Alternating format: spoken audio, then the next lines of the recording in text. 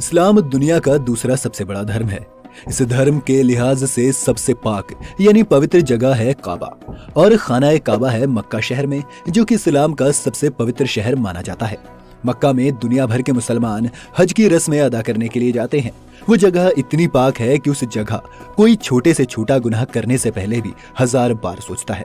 लेकिन क्या आपको पता है कि उस जगह ने 15 दिन ऐसे भी देखे हैं जब वहां गोलियां चली, हजारों मासूमों को जान से मार दिया गया। और वो मस्जिद जिसके अंदर काबा है यानी कि मस्जिद अल हरम, उसके अंदर वो हुआ जिसने 1400 साल पुराने इस्लाम को हिलाकर रख दिया। आखिर ऐसा क्या हुआ था वहां, आज हम आपको बताएंगे, तो वीडियो को लास्ट तक जरूर देखना। चलिए शुरू करते हैं। कैलेंडर तारीख बता रहा था 20 नवंबर 1979। इस्लामिक कैलेंडर के हिसाब से साल चल रहा था 1400, माने इस्लाम को 1400 साल हो चुके थे। मक्का मस्जिद में देश विदेश से आए हजारों हज यात्री शाम के वक्त मस्जिद अल हरम में नमाज का इंतजार कर रहे थे और नमाज शुरू हुई। जब नमाज खत्म होने को आई तो सफेद रंग के कपड़े पहने लगभग 200 लोगों ने ऑटोमेटिक हथियार निकाल लिए। इनमें से कुछ इमाम को घेर कर खड़े हो गए। जैसे ही नमाज खत्म हुई उन्होंने मस्जिद के माइक को अपने कब्जे में ले लिया। इसके बाद माइक से ऐलान किया गया, हम मेहदी के आगमन का ऐलान करते हैं, जो अन्याय और अत्याचारों से भरी इस धरती में न्याय और निष्पक्षता लाएंगे। अब आप में से बहुत से लोग सोच रहे होंगे कि ये मेहदी कौन है, तो बता दें कि इस्लामिक मान्यताओं के मुताबिक मेहदी ऐसे इमाम हैं जो कयामत से पहले राज करते हुए बुराई का नाश करेंगे। लेकिन वो आएंगे कयामत से पहले। तो ये सुनकर लोगों को लगा कि ये कयामत के दिन की शुरुआत है। कुछ लोग खुश थे तो कुछ लोग डरे हुए, और कुछ लोग वो थे जो ये समझ नहीं पा रहे थे कि आखिर ये क्या हो रहा है। पर एक सवाल था जो सबके दिल में था कि आखिर ये कौन लोग हैं। असल में हथियारबंद समूह कट्टरपंथी सुन्नी मुस्लिम सलाफी थे, जिनका नेता सऊदी का प्रचारक जुहेमान अल उतैबी था। सभी लोग हैरान और परेशान थे कि तभी अचानक मस्जिद के स्पीकरों से घोषणा की गई कि मेहदी उनके बीच हैं। इस बीच लड़ाकों के ग्रुप में से एक शख्स भीड़ की ओर बढ़ता है। यह आदमी था मोहम्मद अब्दुल्ला अल कहतानी। मस्जिद से कहा गया, यही है मेहदी जिनके आने का सबको इंतजार था। तभी सबके सामने जुहेमान ने भी मोहम्मद अब्दुल्ला यानी वो शख्स जो खुद को मेहदी बता रहा था उसके सामने झुककर सलाम अदा किया, ताकि बाकी लोग भी उसे सलाम करें और उसे मेहदी माने। लेकिन आलम सलाम करने का कहाँ था। लोग तो बेहद हैरान थे। उन्होंने हरम में पहली बार किसी को बंदूकों के साथ देखा था। ऐसा पहली बार हुआ था कि मस्जिद अल हरम के अंदर लोग बंदूकों के साथ थे। ऐसे में लोग डरे हुए थे। तभी जुहेमान ने लड़ाकों से कहा कि मस्जिद को पूरी तरह बंद कर दे, और फिर कई हज यात्रियों को अंदर ही बंधक बना लिया गया। इसके बाद मीनारों पर स्नाइपर तैनात कर दिए गए जो मेहदी के दुश्मनों से लड़ने के लिए तैयार थे। ये लोग सऊदी बलों को भ्रष्ट, अनैतिक और पश्चिम से जुड़ा हुआ मानते थे। इसलिए जब पुलिस वहां आई ये देखने कि क्या हो रहा है तो लड़ाकों ने उन पर गोलियां बरसा दी। इन लड़ाकों के पास बहुत सारे अच्छे और ऑटोमेटिक हथियार थे। इस तरह से खुद को मेहदी बताने वाले शख्स ने लोगों के साथ मिलकर मस्जिद पर कब्जा कर लिया।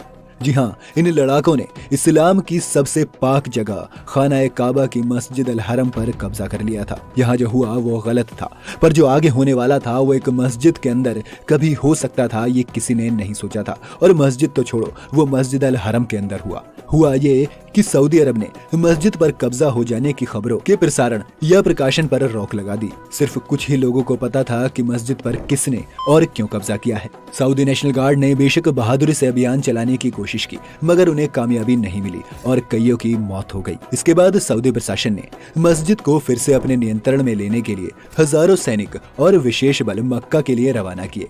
भारी भरकम हथियारों की तैनाती की गई और मस्जिद के ऊपर सेना के लड़ाकू विमान उड़ रहे थे, पर अभी भी कोई मस्जिद के अंदर नहीं गया था। और ऐसे में अब सऊदी अरब के शाही परिवार ने धार्मिक नेताओं से मस्जिद के अंदर बल प्रयोग यानी कि गोला बारूद का इस्तेमाल करने की इजाजत मांगी और उन्हें इजाजत मिल भी गई। मगर इसके बाद लड़ाई और भीषण हो गई और कई दिनों तक सऊदी बलों ने लगातार कई हमले किए और इससे मस्जिद का एक बड़ा हिस्सा डैमेज हो गया। ऐसा नहीं था कि सिर्फ नुकसान मस्जिद का ही हो रहा था, बल्कि इस लड़ाई में मरने वालों की संख्या भी सैकड़ों में पहुंच गई थी। रोज आधे आधे घंटे के अंतराल पर गोलियां चलने और धमाकों की आवाज आती थी।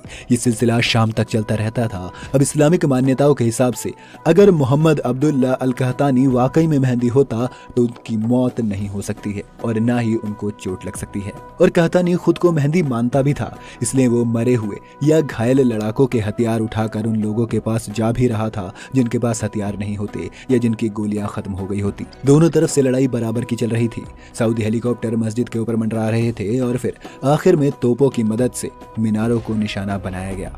जी हाँ, ये तोपें मस्जिद अल हरम की मीनारों को गिराने वाली थी ताकि मस्जिद के अंदर दाखिल हो सके। और फिर सऊदी सुरक्षा बलों ने मस्जिद के अंदर आकर पहले ग्राउंड फ्लोर को लड़ाकों के कब्जे से वापस अपने कब्जे में लिया। ऐसे में उनसे बचने के लिए लड़ाके पीछे हटे और बेसमेंट में चले गए, लेकिन फिर वहां से वो दिन रात लड़ते रहे। भीषण लड़ाई और गोलाबारी के बीच खुद को मेहंदी बताने वाला शख्स घायल हो गया, जबकि मान्यताओं के हिसाब से मेहंदी तो घायल हो ही नहीं सकता था। पर मोहम्मद अब्दुल्ला अल कहतानी जिस समय दूसरे फ्लोर पर था तब उसे गोली लग गई और लोग चिल्लाने लगे, मेहंदी जख्मी है, मेहंदी जख्मी है। कुछ लोग उनकी ओर गए ताकि उन्हें बचा सके, मगर भारी फायरिंग के कारण उन्हें पीछे हटना पड़ा। कुछ लोग नीचे उतरकर जुहेमान के पास गए और कहा कि मेहंदी जख्मी है। ये सुनकर अपने साथ लड़ रहे लड़ाकों से जुहेमान ने कहा, इनकी बातों पर यकीन ना करो, ये भगोड़े हैं। क्योंकि अगर उनको ये लग जाता कि मेहंदी सच में जख्मी है तो उन्हें पता चल जाता कि वो एक झूठे के सिवा कुछ नहीं है। सऊदी बलों ने ग्राउंड पर कब्जा तो वापस पा लिया, लेकिन अभी तक वो पूरी मस्जिद लड़ाकों के कब्जे से नहीं छुड़ा पाए थे। ऐसे में मस्जिद पर इस कब्जे को खत्म करने में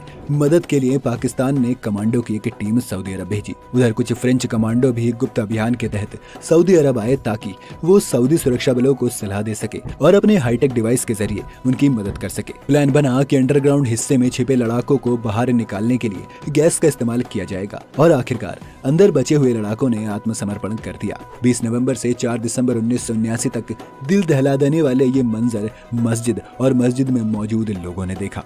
अब आप सोच रहे होंगे कि हमने ये नहीं बताया कि उस तथाकथित मेहंदी का क्या हुआ। इस सब में शामिल 63 लोगों को सऊदी अरब ने फांसी दे दी, जिनमें जुहेमान भी शामिल था और बाकियों को जेल में डाल दिया गया। इसके बाद सऊदी प्रशासन ने उस झूठे मेहंदी के शव की तस्वीर भी प्रकाशित की थी। इस लड़ाई के कारण मस्जिद को भारी नुकसान पहुंचा था, सैकड़ों की मौत हुई थी और लगभग 1000 लोग घायल हुए थे। बेशक मस्जिद क्षतिग्रस्त हो गई, मगर काबे को नुकसान नहीं पहुंचा था। आप इस हमले पर क्या कहना चाहेंगे, हमें कमेंट करके बताएं। वीडियो अगर आपको पसंद आई हो तो इसे लाइक और शेयर जरूर करें। अगर आप चैनल पर नए हैं तो इसे सब्सक्राइब करके बेल आइकन दबा दें।